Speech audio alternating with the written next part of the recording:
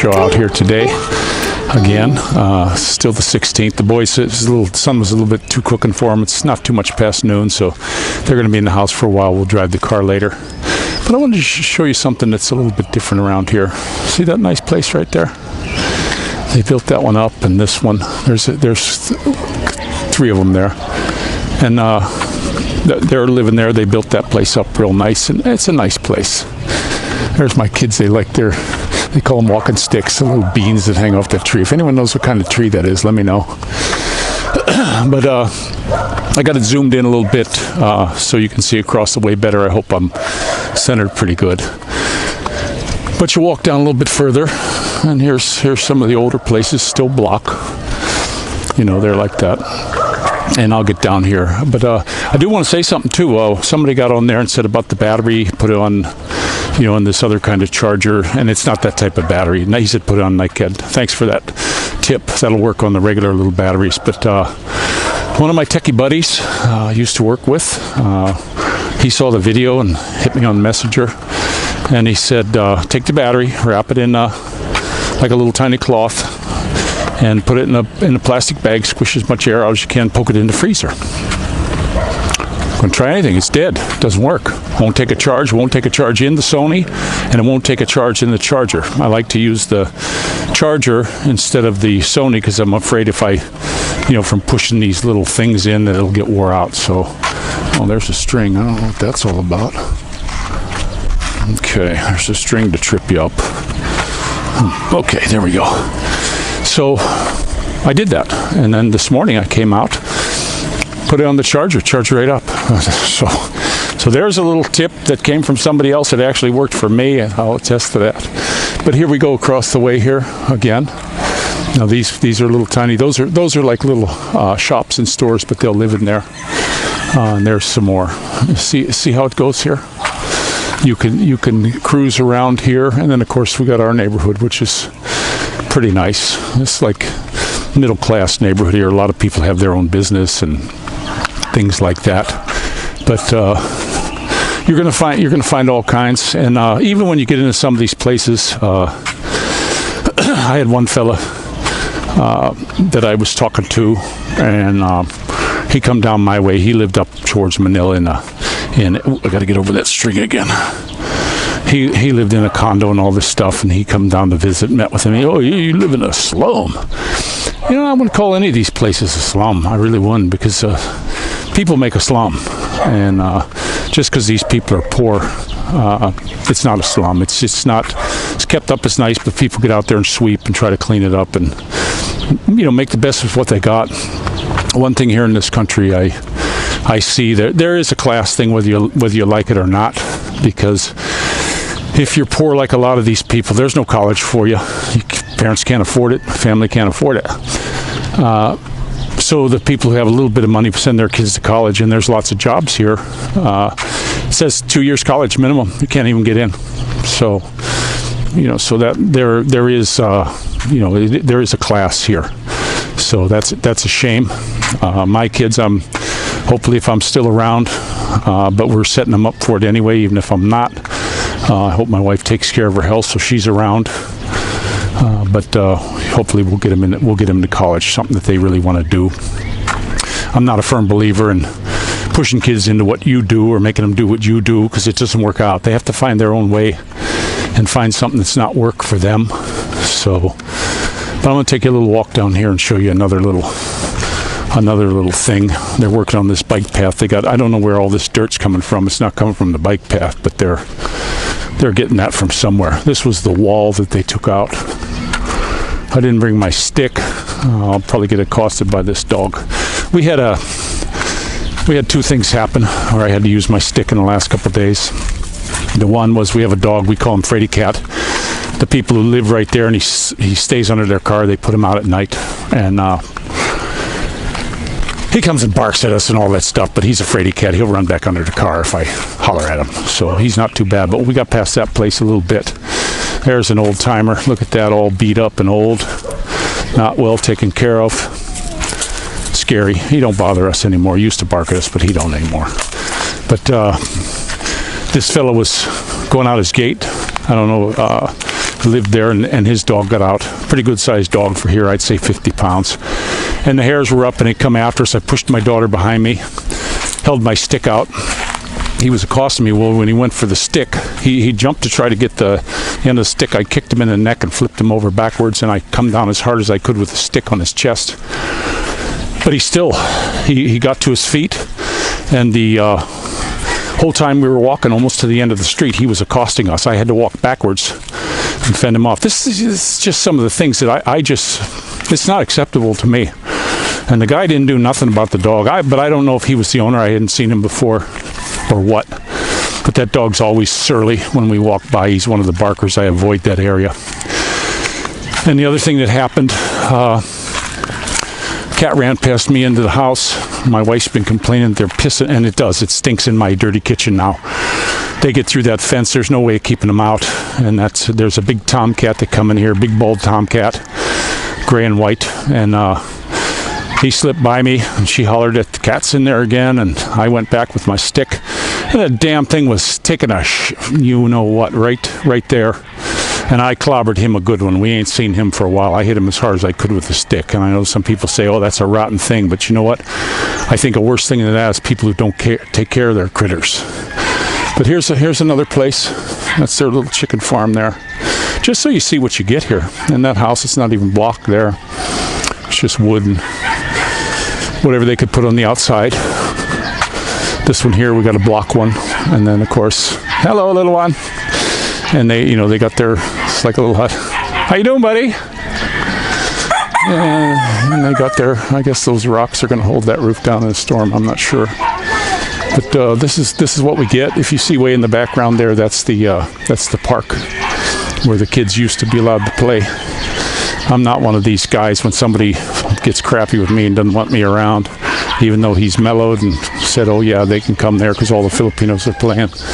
I'm not darkening anyone's doorstep. He made that his doorstep. I'm not going to go bother it with the kids. We'll figure it out. But there's the town over there. Now here's a place over here too. Look at these houses here. And then I don't know if you could see it. That guy sitting there. But they made a really cool. I hope you can see it on the camera. They made a really cool step out of the dirt. And we're getting up to the end of my little walk just to show you.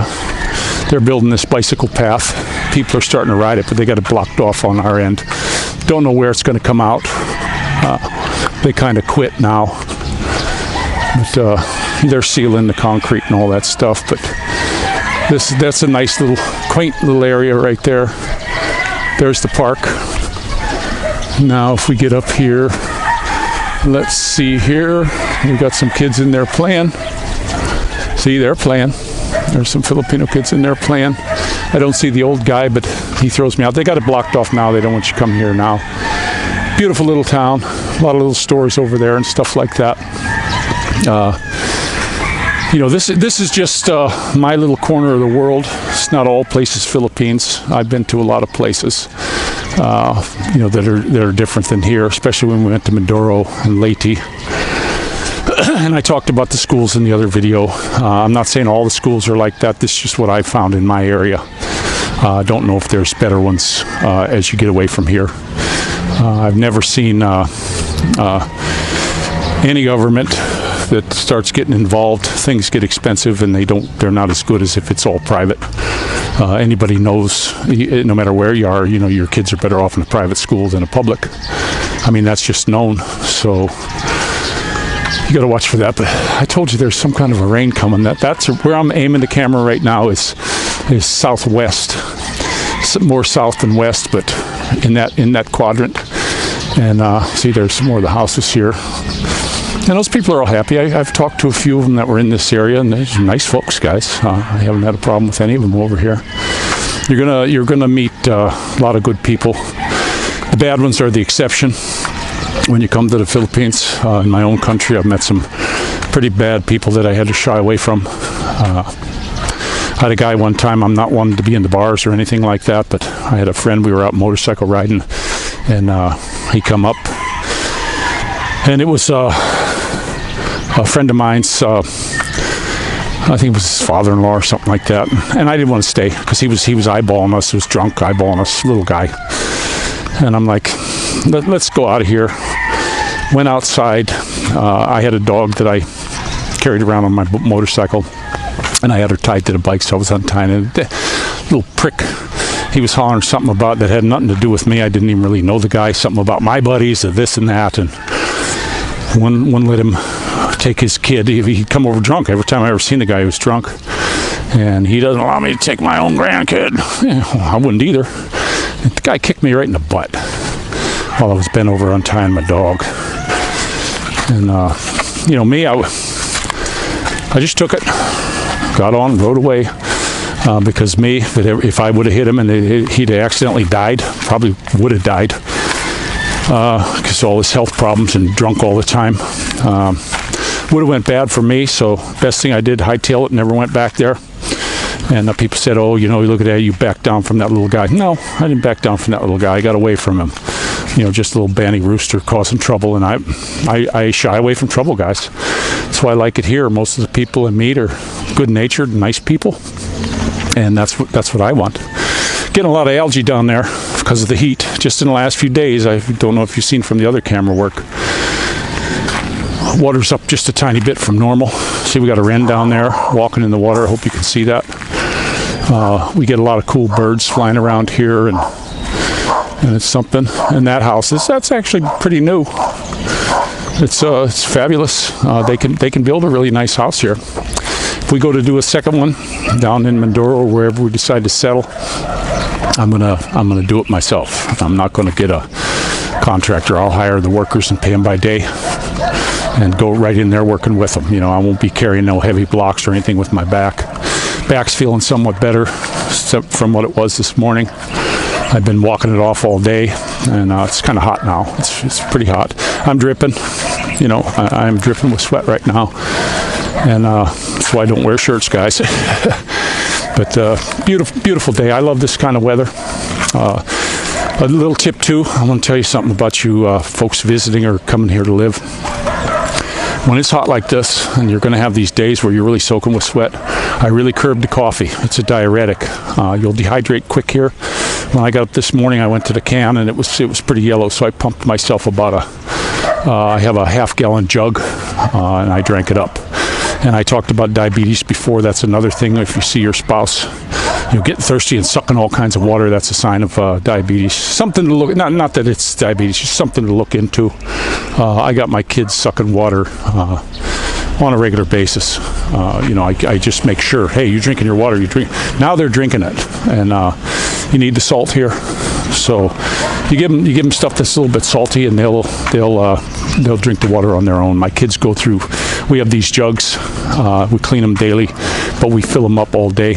My wife likes cold water in the fridge. I don't, but she'll keep them full. I'll keep them full. Grandma keeps them full, and the kids are getting plenty of water. The last few days I've really been monitoring their pee. Make sure I don't want it too clear. That's too much water, but just a slightly yellow. So something to watch for, guys. I know people say, "Oh, that's a weird thing you're talking about." No, it's something important. You need to watch that. That's your barometer. So, but we're back in my little area. Got some beautiful flowers over there. I don't know. I always wanted to ask those people what that big stand was there by that house, but haven't seen anybody that speaks good enough English to tell me. These are my two buddies here. I'll show you my two buddies. I love this white one. I think he's a beautiful dog. My sister used to have a pure white dog called him Bam Bam. And he was beautiful. Hey, what you barking for, buddy? Hi, buddy. Oh, come here, buddy. Hi, baby. If you can see them in there. These are beautiful dogs, labs. Good babies. You just want some friends, don't you? I like to pet them. When they were out, the first time I saw them, they weren't chained to the steps, and you can tell. It's just like people. You can tell if they're going to hurt you. A lot of people were scared of them. I just went up, stuck my hand over, and started petting them. You could tell they were happy to see me and wanted that attention. I've always been a dog guy, just like bikes. I've always been a dog guy, and like I said, I was talking about going out of my house when I was in California. And without going to the desert, I could just go across this huge thing that went for a couple miles. It's where eventually they'll probably build houses if they can sell them. but it was right across the road from, my side of the road had houses and that side had none. And it went a pretty good way, and I could drive that. My dogs would just run with me. I used to bring a jug of water so I could water them while we were out there, and I'd ride in that desert for a couple hours with the dogs just following me around. I'm not a big soupy, speedy racer guy, but I can keep up with a lot of folks. So, but I'm going to let you go. It was just a little short walk to give you some more information, let you see what it looks like around this area. And when we move, we'll show you that area too. And hopefully I'll be on the bike. I haven't heard anything whether the sprocket's in yet. I'm not even going to take it until they put the sprocket on. And I want them to do it in case something goes wrong. Something comes loose, they can fix it. So this is Rick Shaw out. And there's my little sweetie. Say hello. Yeah.